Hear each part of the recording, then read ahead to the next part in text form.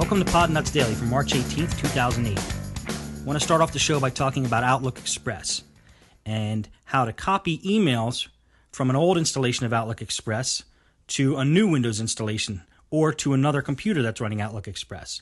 It's a little tricky. It's trickier than just copying from one folder to another folder. So just wanted to go over that. I think it'd be a good tip. I had a customer come in the other day who wanted Windows reinstalled on his computer, like a fresh installation, and he had emails that he wanted saved. He didn't want to lose his emails, or he actually didn't want to lose any of his information. Well, Windows by default stores most of your information in your My Documents folder, unless you specify otherwise. So I usually always copy over the My Documents folder to an external hard drive, and any other information that he's told me that he wants to keep, I'll copy that over as well. Now for emails, however, Outlook Express is a little tricky.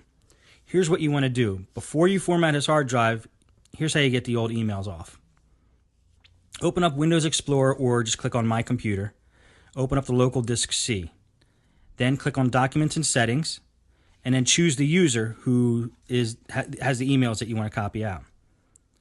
Once you choose the user, you're going to want to now make a setting on Windows to show all the hidden folders and files, which is not set by default, because you're looking for a folder called Local Settings, and it shouldn't be appearing on the screen there if you don't have the computer set to show hidden files.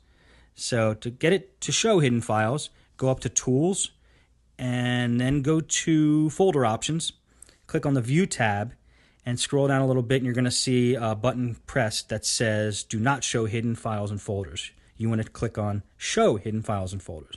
Once that's selected, the Local Settings folder should appear in the folder there. So click on Local Settings, then you want to click on Application Data.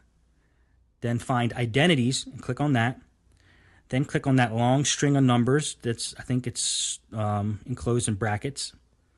Then click Microsoft, then click on Outlook Express, and finally you'll see all the folders that have the emails in them, the inbox, outbox, sent items, that kind of thing.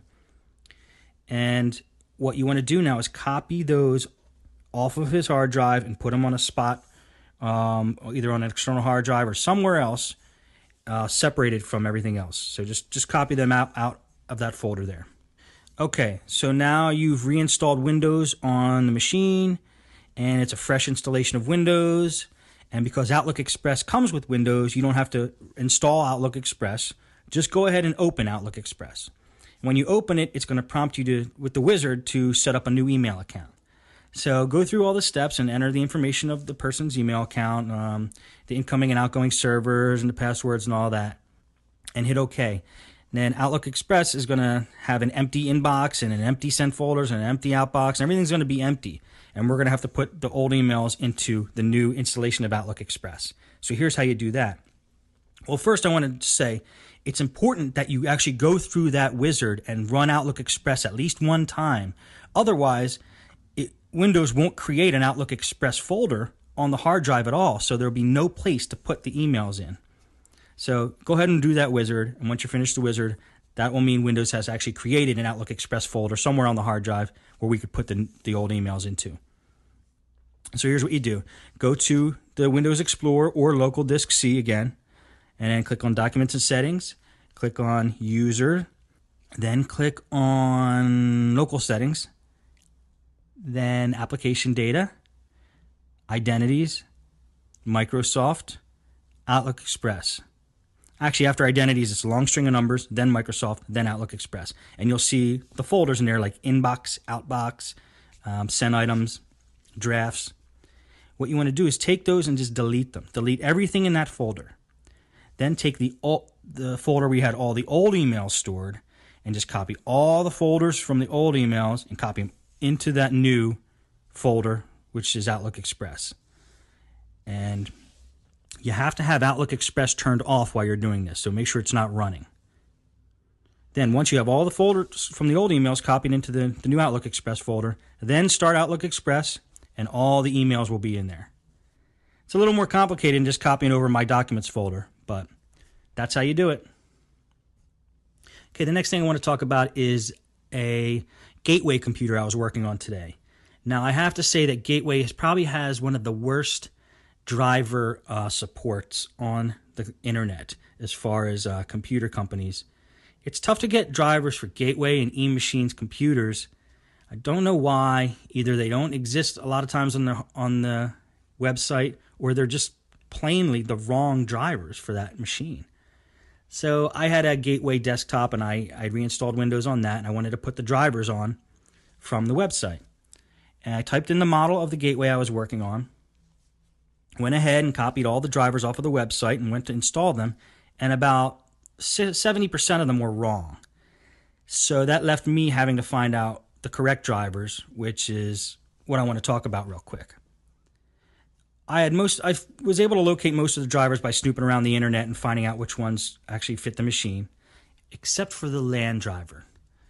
So it seems easy enough, but I could not find the correct driver for this LAN card, and I looked and looked. There was nothing on the motherboard, no indication.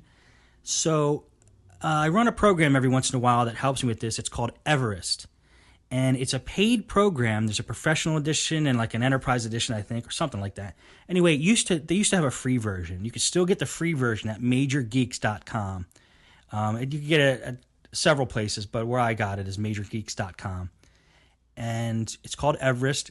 Go ahead and download that. And Everest is a great program. It shows you what hardware is actually located on that machine, and it gives you enough information that you could find a driver usually for all the hardware on a machine.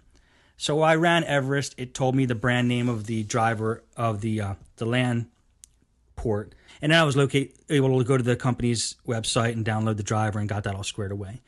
But Everest is a great program. Check it out, majorgeeks.com. Okay, yesterday I bought an iPhone, and I've been wanting an iPhone for a long time, and I was never able to afford one, but check this out. I don't know if your stores will have it around you, but the AT&T store, not the Apple store, AT&T store is selling refurbished iPhones. Now they're refurbished from the manufacturer, so I'm actually a big fan of buying refurbished things, especially of laptops and things that have an LCD screen, because what refurbished usually means to me is the screen broke, and that's what the company did, was go ahead and they replaced the screen and left all the other hardware. So you usually have on a refurbished laptop or a refurbished phone like this, it's usually a brand new screen that they put in. So there's like, the item is almost in brand new condition. It's hardly ever any scratches or anything like that on it. But just make sure it's refurbished from the manufacturer, because they offer the same warranty as a brand new item, and you usually save a lot of money. Anyway, they're selling refurbished iPhones. 4 gigabyte version for $199, 8 gigabyte for $249 is what this store